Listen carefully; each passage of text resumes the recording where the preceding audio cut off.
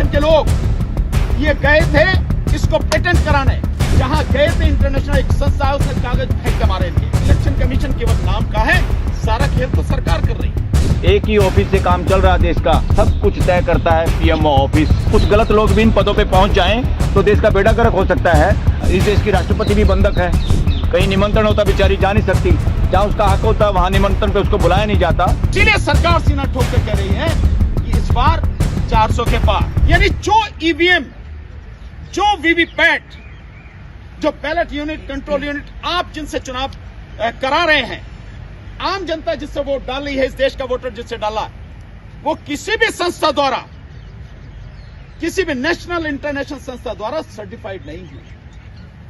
आप बाजार से जाते हो, मैं बहुत छोटी सी बात आपको बता, नमक लेने जाते हो, नमक पे लिखा होता ना किसके द्वारा लिखा होता, FSSCAI लिखा, AI होता नहीं होता, FSSAI होता नहीं होता। इसका मतलब यह है कि सरकार ने एक संस्था बना रखी है जो सर्टिफाइड करती है, हाँ भाई खाने लायक है, ये जहर नहीं है, ठीक है, जहर के लिए भी है।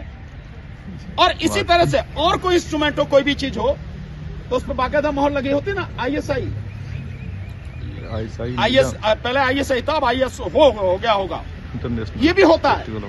मतलब कोई भी चीज बनेगी, वो चीज उसके कोई स्टैंडर्ड, कोई मानक नियुक्त किया जाएंगे, निश्चित किए जाएंगे। इलेक्ट्रॉनिक्स का BIS है, जो इलेक्ट्रॉनिक आइटम्स है उनका BIS है, कहीं से है, आपने तीनों को मैंने पढ़ के सुना दिया आपको। जो इलेक्शन कमीशन क्या है उसने कह दिया उन दोनों से ले लो भैया, और दोनों ने कहा कि भैया वो तो जो कमेटी कहती है हम तो वही बना देते हैं, और तीसरे ने कहा कि भैया उससे जो है वो इंस्पेक्शन करके गई, सर्टिफिकेट नहीं है। मतलब जिस प्रणाली से आप चुनाव कर रहे हैं इस देश के मतदाता के साथ में, इससे बड़ा धोखा और क्या होगा। कोई सर्टिफिकेट नहीं है।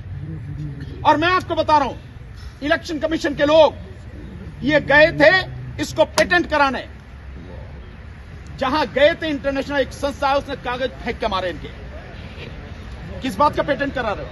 क्योंकि जिस व्यक्ति ने ये मशीन बनाई उसी ने इस पे कहा कि इस पर कोई भरोसा नहीं कर सकते। और कोई भी चीज बना रहा है, चाहे आप ये मोबाइल है, चाहे आपके ये कैमरा है, ये कुछ भी है, कोई तो व्यक्ति बना रहा है ना।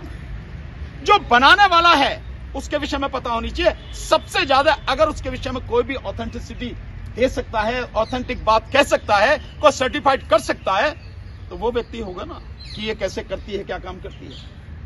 किसी व्यक्ति के विषय में आपको पता नहीं, कौन सॉफ्टवेयर बना रहा है, कौन क्या कर रहा है, कोई सर्टिफिकेट नहीं। यह है इलेक्शन कमीशन की बेईमानी, मैं इसे सीधे शब्दों में बेईमानी बोलता हूं। और यह है इलेक्शन कमीशन का इस देश के लोगों को, मतदाताओं को धोखा। 100 करोड़ मतदाताओं, 140 करोड़ नागरिकों की पीठ में छुरा फूंकना, यह है उसका काम। और अब और मजेदार बात, मैंने आपको बताया था कि इस षड्यंत्र में कौन कौन शामिल है। आप देखेंगे कि इलेक्शन कमीशन केवल नाम का है, सारा खेल तो सरकार कर रही है। कैसे कर रही है?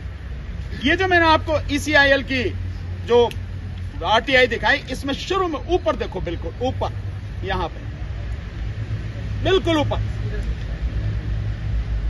ऊपर लिखा है electronic corporation of India, Bharat सरकार का उद्यम, यानी ये भारत सरकार की कंपनी है। ये इलेक्शन कमीशन के हाथों इंडिपेंडेंट नहीं है।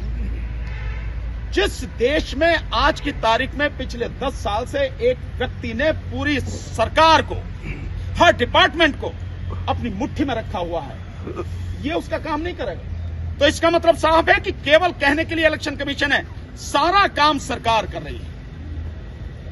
बैलेट पेपर छापने के लिए मात्र आपको 8 से 10 दिन चाहिए। जिस दिन नॉमिनेशन वापसी की डेट होती है और लिस्ट फाइनल होकर आती है कि ये कैंडिडेट है, उसके बाद में बैलेट पेपर छपता है।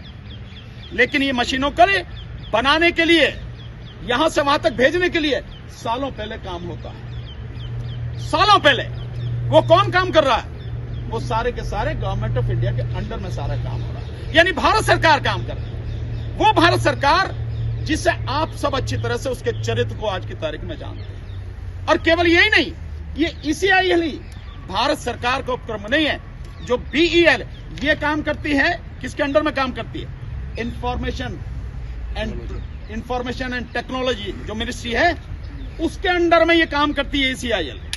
और अब दूसरी जो BEL है, भारत इलेक्ट्रॉनिक्स लिमिटेड, वो मिनिस्ट्री ऑफ डिफेंस के अंडर में काम करती है। यानी डिपार्टमेंट किसका है? सरकार का, इंफॉर्मेशन टेक्नोलॉजी।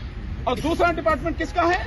वो डिपार्टमेंट है मिनिस्ट्री ऑफ डिफेंस का, राजनाथ सिंह जिसके मंत्री हैं। यानी सरकार के अंडर में EVM, सरकार के अंडर में VVPAT, सरकार के अंडर में सब कुछ। और नाम कहा जा रहा है इलेक्शन कमीशन, जिस इलेक्शन कमीशन की जिम्मेदारी है आर्टिकल 324 के तहत कि वो free, fair and transparent election कराया। ये उसकी सबसे बड़ी जिम्मेदारी, यही उसका काम है, इसके अलावा उसका कोई काम नहीं है। लेकिन वो सारा का सारा कौन कर रहा है? सारा खेल वो सरकार। तो सरकार और इलेक्शन कमीशन, कहीं भेदभाव नजर आता है आपको इसमें? कहीं दोनों अलग अलग नजर आते हैं क्या? नहीं आते ना, दोनों बिल्कुल मिले हुए हैं। इसलिए सरकार और इलेक्शन कमीशन किसी सूरत में नहीं चाहते कि यह चुनाव बैलेट पेपर से हो, EVM से ना हो। इसीलिए इलेक्शन कमीशन बार बार कह रहा है, और इसीलिए सरकार सीना ठोक के कह रही है कि इस बार 400 के पार। मोदी जी ने तो कहा कि इस बार सारी सीटें जीत के लाएंगे, 543 की 43।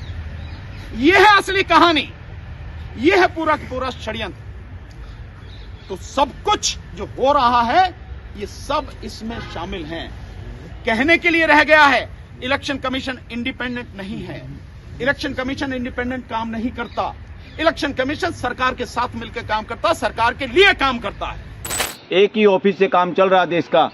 डेमोक्रेसी देश में बची नहीं है। एक ही ऑफिस है देश में, सब लोग, देश की जनता कहती है सब कुछ तय करता है PMO ऑफिस।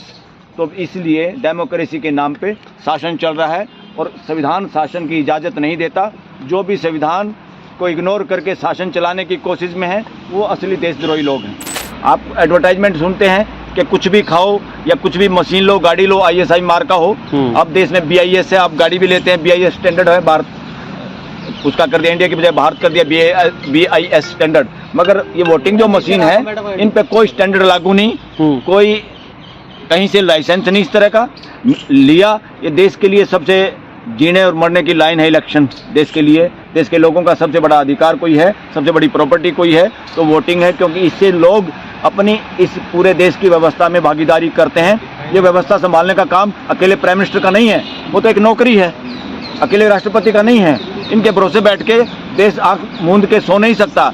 ये लोग, अगर कुछ गलत लोग भी इन पदों पे पहुंच जाएं तो देश का बेड़ा गर्क हो सकता है। और आजकल जो भी कुछ चल रहा है देश में, सब लोग कहते हैं, इवन प्राइम मिनिस्टर, इस देश की राष्ट्रपति भी बंधक है। कहीं निमंत्रण होता बेचारी जा नहीं सकती, जहाँ उसका हक होता वहाँ निमंत्रण पे उसको बुलाया नहीं जाता। इस देश में दोबारा होगा पार्लियामेंट का भी उद्घाटन। इतना सारा पैसा, इतने सारे चंद पूंजीपतियों को सब कुछ दे दिया, और उसमें से जो कमीशन है, बार बार लोग बोल रहे हैं बड़े पॉलिटिशियन नेता कि वो सारा का सारा, एक तो सत्यपाल मलिक जो गवर्नर थे उन्होंने तो बता ही दिया कि अडानी के पास जितना पैसा वो सारा का सारा प्राइम मिनिस्टर का पैसा है। अब ओपनली कह दिया ये बातें, और देश के शीर्ष स्थान पे बैठे हुए लोगों को और आम लोगों को सबको पता है। अब मैं तो देश की जनता को ये रिक्वेस्ट भी करना चाहता हूँ, अपने देश के लोगों को, वोटर को भी और युवाओं को भी, जिन जिन के पास काला धन है उन सब से जब इलेक्शन में आए तो पूरा बटोरो। चिंता मत करो, ये आपका पैसा, आपका लूटा हुआ पैसा चंद लोगों के पास है, वो पैसा दब के लो। यही बात कह के मोदी जी सत्ता में आए थे, दब के पैसा लो और वोट देने की कतई जरूरत नहीं। या ना तो किसान 6000 लेके वोट देगा, ना कोई निःशुल्क राशन वाला वोट देगा, ना कोई राम के मंदिर पे वोट देगा। ये सारे ड्रामे तो इसलिए हैं कि मशीन के से गड़बड़ करके जीतना है और लोगों को भ्रम रहता रहे एक दूसरे को वोट मिल गई हो। क्या दे दिया हमें? किसान को दिया क्या है ये बताओ। प्रधानमंत्री रोया, उसने बोला कि मुझे उसमें समझाने में या मेरे से भूल हो गई थी। उन्होंने बोला था MSP थी, MSP है, MSP रहेगी, नहीं समझ रहे। उन्होंने तो ये भी बोला रेल थी, रेल है, रहेगी, लेकिन फेंक दी पीछे से। ऐसे ही हमारे साथ किया है, जब 3 बार कर रहे हैं उससे प्राइवेटाइज बोला। हाँ, प्राइवेटाइज कर रहे हैं। अपना तू अपना घर बनवा ले, और अपना घर बनवा के मैं तुझे 2000 रुपए महीना दे दिया करूंगा, तेरे घर में रहूंगा मैं, और जब खंडर बन जाएगा जब तुझे पकड़ा दूंगा तेरा घर वापस। ठीक है, बता ना, मतलब किसान पैसे उल्टा सीधा उसका लाठीचार्ज कर आके किसान पैसे सस्ते में रेट में वो ले लो, जमीन ले लो और उस पर रेलवे बना दो, रेलवे को अडानी को दे दो, वो अडानी चलाता रहेगा अपनी रेल को, और किसान पे भी सस्ते में ले लिया और पब्लिक को भी पैसा नहीं दिया और वो कमाएगा। वो 7,000 किसान रोज खेती छोड़ रहा है, 55 किसान रोज आत्महत्या कर रहा है, 60 के उसका बच्चे जो उनको जॉब नहीं मिल रही, 60 बच्चे रोज आत्महत्या कर रहे हैं और खेती छोड़े जा रहे हैं, और अमीर खरीदे जा रहा है, सरकारी दामाद खरीदे जा रहे हैं, व्यापारी खरीद रहे हैं, उनकी खेती चली जाएगी। उसके बाद में जब तिजोरी में बंद हो जाएगा ना खाना, तब तुम्हारी समझ में आएगा। पिछले साल ही 41 रुपए आटा पहुंच चुका है, जो कभी 30 रुपए से ज्यादा नहीं गया। क्यों? क्योंकि उसके सीएलओ अडानी और अंबानी के सीएलओ काम करना शुरू कर दिया है, सारा कलेक्शन करके सारा स्टोरेज में कर लेता है। एक ही साल में 20 रुपए बढ़ा दिया है। जब तुम्हारी बुद्धि जब समझ में आएगी इस पब्लिक के, यह हर वक्त ना हिंदू और मुसलमान नहीं रहेगा, उसको भूख भी लगेगी, मंदिर कभी मस्जिद कभी हर वक्त पेट में खाना नहीं देगी। 6,000 रुपए में टायर नहीं आते बुग्गी के, हर साल फट जाता है टायर, तो क्या सम्मान आया उसका? सम्मान निधि में यार कह रुपए 17.5 रुपए रोज आ रहे हैं, 500 रुपए महीना आया, पर डे का लगाओगे 17.5 रुपए, 17.5 रुपए में बीड़ी माचिस नहीं आती यार किसान की। सम्मान है ये सम्मान कर रहे हो उसका और मुंह काला कर रहे हो, अपमान नहीं है ये? बताओ किसान का। मोदी जी अपमान कर लेंगे यार, देश की जीडीपी में 5%, 6% जीडीपी चल रही है, उसमें से 5% किसान चला रहा है, उसका तुम सलूट करोगे उस आदमी को? तुम्हारी इंडस्ट्री फैक्ट्री इतना लोन इतना पूरा इंफ्रास्ट्रक्चर लगा रखा है, वो 1% का भागीदार है और वो अकेला ही 5% दे रहा है। कुछ भी हो जाए मगर किसानों का जो है अपमान बर्दाश्त नहीं करेंगे मोदी जी। मोदी जी को कुछ पता ही नहीं, मोदी जी के घर में किसान ही है, मोदी जी के वो खेती है, कोई खेती बाड़ी है, इन्होंने कभी कुछ किया है? नहीं समझ रहे। जब इन्होंने कुछ किया होता ना तो किसान का दर्द समझते। इनको ये व्यापारी वो सीधे कहते हैं मैं बनिया हूं, मैं व्यापार करने आया हूं, व्यापार करूंगा। और अमित शाह ने कह दिया हर आदमी से व्यापार करूंगा। जो मेरे सामने हमने खुद देखा है, 30 साल पहले जो भी व्यापारी कट्टा झोला लेके तराजू लेके गांव में घूमते थे, आज वो कोठियों में रह रहे हैं। उनका सारा सिस्टम इन्होंने ऐसा बना दिया, ये पूरा भैया बदला लेके रहेंगे। और एक बात ये देश की जनता आपके माध्यम से मैं कहना चाहता हूँ, तुम्हारे खून में से बाल में से निकाल लेगा ये। और ये मोदी जी है, जब आए थे तब 55 लाख करोड़ खर्चा था 70 साल में, अब 7 साल में 205 लाख करोड़ कर दिया है। अब कर्जा तो कर्जा, दूसरी बात टैक्स तुम पे 3 गुने कर दिए, 3 गुना टैक्स आ रहा है। जब अंग्रेज थे वो 27 टैक्स लेते थे, ये 67 टैक्स ले रहे हैं।